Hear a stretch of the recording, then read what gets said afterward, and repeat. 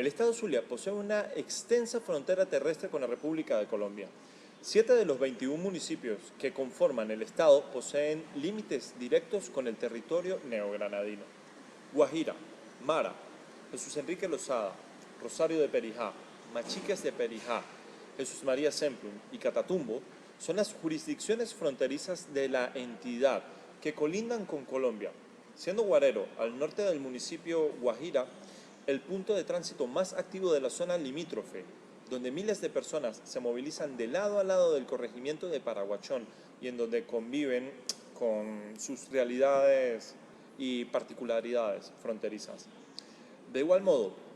el municipio Jesús María Semplum, a escasos 15 kilómetros de la línea divisoria entre los dos países, se encuentra el cruce,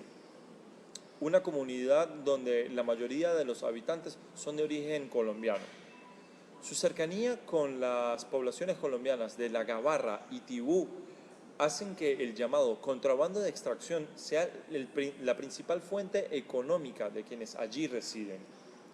La mayor parte del estado que colinda con el país vecino está demarcada por accidentes geográficos montañosos de difícil acceso. Sin embargo, cientos de trochas establecidas entre los territorios de los municipios Rosario de Perijá, Machiques de Perijá, Jesús María Semplum y Catatumbo sellan el rumbo de las actividades ilícitas que se desarrollan en la llamada raya. La frontera colombo-venezolana de la región zuliana, al igual que el resto de las fronteras colombo-venezolanas, connota una serie de problemas políticos, económicos y sociales. Por ejemplo, en Castilletes, la presencia de grupos paramilitares y la gran cantidad de productos que salen del país por la vía del contrabando marcaron el inicio de las acciones gubernamentales en torno a los límites con Colombia, según se manifiesta desde la Cancillería venezolana. La crisis de Colombia con Venezuela, o viceversa, ha dejado en evidencia los problemas de contrabando, inmigración ilegal, la inseguridad en la frontera entre ambos países, pero también el olvido gubernamental con el que conviven a diario sus habitantes. A la lanza de actividad comercial en La Guajira se suma el rigor de la sequía que afecta a gran parte del territorio colombiano por cuenta del fenómeno del Niño, y por lo que actualmente sus habitantes, en su mayoría indígenas de la etnia guayú, padecen la falta de agua y alimentos. Los guayú o guajiros, un pueblo que se mueve libremente al lado de la frontera, por considerarse originario de esta tierra que sobresale del Mar Caribe, se han dedicado tradicionalmente al contrabando de alimentos entre ambos países y más recientemente de combustible, puesto que este representa un negocio más rentable por la diferencia de precios y que en los últimos años domina la frontera. En Venezuela, o para nadie es un secreto que en Venezuela se comercializa la gasolina más barata del mundo, y llenar un depósito de 50 litros de un vehículo puede costar $1, si se tiene en cuenta el subsidio establecido por el gobierno venezolano desde el 2003.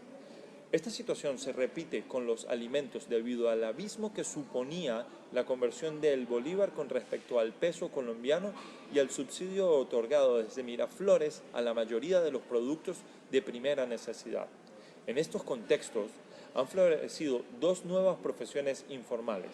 Una de ellas, los pimpineros o vendedores de gasolina de contrabando en la frontera, y los bachaqueros, como se conoce a quienes trasladan mercancías desde Venezuela hacia los diferentes departamentos de Colombia. Retomando el tema que nos ha correspondido investigar al grupo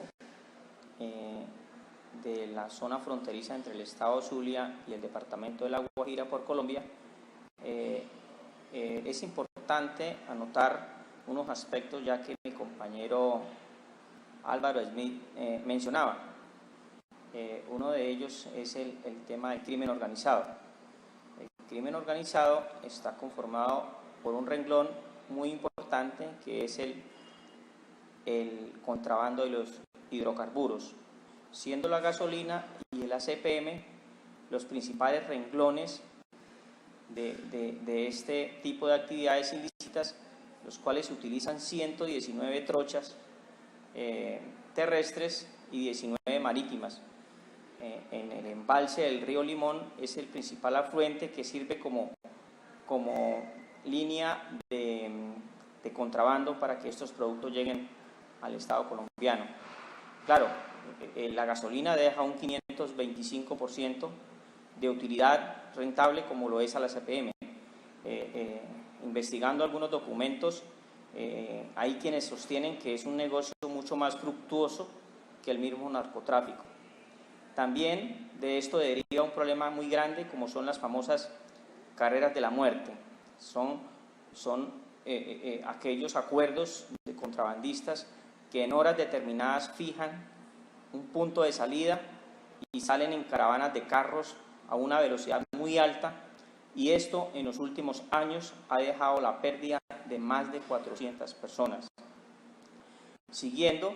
con el problema de La Guajira, es importante anotar de que, como lo decía Álvaro, el espacio geográfico hace difícil el manejo y control de esta zona por parte de las autoridades legales, constituidas tanto en Colombia como en Venezuela, lo cual resulta fácil y permeable para que se instalen también allí grupos subversivos de parte de Colombia y bandas organizadas en Colombia llamadas BACRIM, las cuales se han instalado en diferentes espacios geográficos y se convierten en alcabalas para que las personas, generalmente la comunidad indígena guayú, que son los que utilizan y someten estos grupos para que realicen la actividad ilícita del contrabando, y ellos se dedican única y exclusivamente a cobrar la cuota por el intercambio y por el paso tanto de productos como de personas en los dos espacios fronterizos, siendo atractivo el cierre de frontera, ya que se ha perfeccionado y se ha convertido exclusivo este mercado para poder dominar este territorio por parte de estos grupos al margen de la ley. Ya para concluir, para Colombia, lamentablemente, La Guajira, la península de La Guajira y el departamento es vista como el patio trasero de nuestro país, es como la región más abandonada, más descuidada y no explotando el potencial que se tiene, como es el que es un departamento que está bañada por dos mares, el Océano Atlántico, el Océano Pacífico, y con una frontera terrestre muy importante con Venezuela, que es lo que estoy seguro que no hemos sabido explotar. De manera que esto es como, a grosso modo, uno de los grandes problemas que se ha presentado en esta zona geográfica. Muchas gracias. Bueno, una de las cuestiones que hay que tomar en cuenta cuando se estudia el caso de La Guajira para observar los problemas de la frontera colombo-venezolana es el hecho de que encontramos la presencia guayú y de algunas otras etnias indígenas que están relacionadas con la etnia guayú. Entonces, una de las cuestiones que hay que tomar en cuenta en ese aspecto es el hecho de que la etnia guayú pues no conoce las fronteras de la manera en que lo hace el mundo occidental, de que está la delimitación internacional y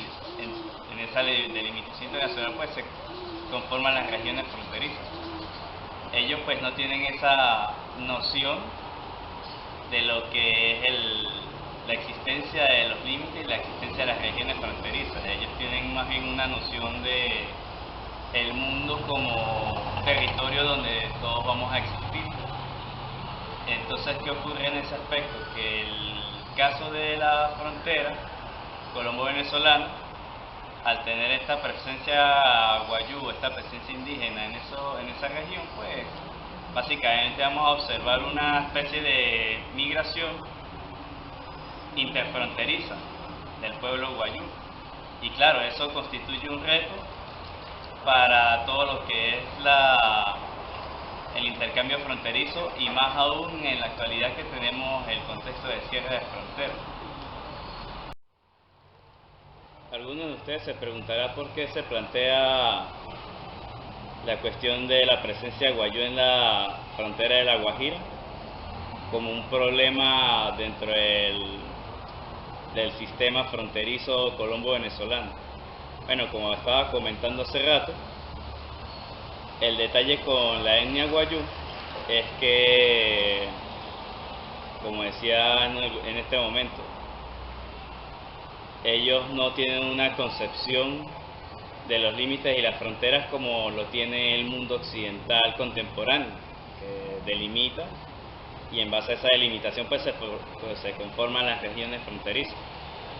Entonces, ¿qué ocurre? Que ya en un contexto de Estados-nación contemporáneos, donde un gobierno aplica, vamos a poner el caso, bien sea el caso concreto de Venezuela o bien sea en el caso hipotético, vamos a poner así como un caso hipotético donde un estado cierra una frontera. Entonces, ¿qué ocurre? Que cuando hay una presencia indígena en una región fronteriza, donde no hay concepción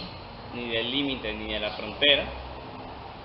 se va a encontrar el Estado con el inconveniente de que